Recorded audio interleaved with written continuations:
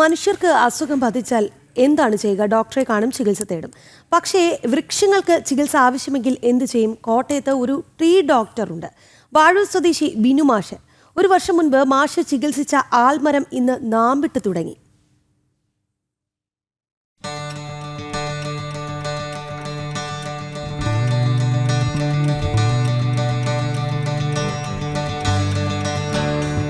കഴിഞ്ഞ കൊല്ലത്തെ വർഷക്കാലം കോട്ടയം ചിറക്കടവിൽ തണലും തണുപ്പുമേകി നിന്നിരുന്ന ഭീമൻ ആൽമരത്തിൽ ഒരു ഇടിമിന്നലേറ്റു. ശാഖകൾ കരിഞ്ഞു വീണു. റോഡ് വീതി കൂട്ടുന്നതിനായി മരത്തിനോട് ചേർന്ന ടാറിടലും കൂടിയായതോടെ ഈ ആൽമരത്തിന് ചരമഗീതമായി. പക്ഷേ ഇക്കാലം അത്രയും നാടിന്റെ മുഖമായിരുന്ന ആൽമരത്തെ അങ്ങ് വിട്ടുകളയാൻ ബിനുമാഷിന് തോന്നിയില്ല. 2024 ഓഗസ്റ്റിൽ പാരമ്പര്യ ശാസ്ത്രപ്രകാരം ഔഷധക്കൂട്ടുകൾ കൊണ്ട് ചികിത്സ ആരംഭിച്ചു. ചികിത്സ ഫലിച്ചു. വർഷം ഒന്ന് കഴിയും മുമ്പേ ആൽമരം തളിരിട്ടു. അങ്ങനെയുള്ള ആ വൃക്ഷായുർവേദ കൂട്ടുകൾ മായമൊന്നും ചേർക്കാതെ കൃത്യമായി അളവ് തിട്ടപ്പെടുത്തി ചെയ്ത് ആണ് ഇതിന് ജീവൻ വെച്ചിട്ടുള്ളത്.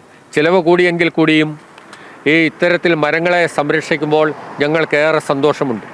ഇതിനോടകം തന്നെ നിരവധി മരങ്ങൾക്ക് വൃക്ഷായുർവേദത്തിലൂടെ ജീവൻ തിരിച്ചു നൽകാൻ ഉള്ളായം UP സ്കൂളിലെ ഹിന്ദി അധ്യാപകനും പരിസ്ഥിതി പ്രവർത്തകനുമായ ബിനുമാഷിന് സാധിച്ചിട്ടുണ്ട്.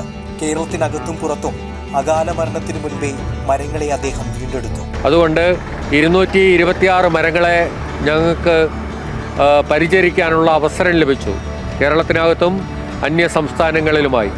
അതിൽ 186 എണ്ണം ഇപ്പോഴും ജീവിച്ചിരിക്കുന്നു എന്നത് സന്തോഷം നൽകുന്നു. വൃക്ഷായുർവേദം 90% വിജയം കാണുന്നു എന്നുള്ളതാണ് ഞങ്ങൾക്ക് പറയാനുള്ളത്.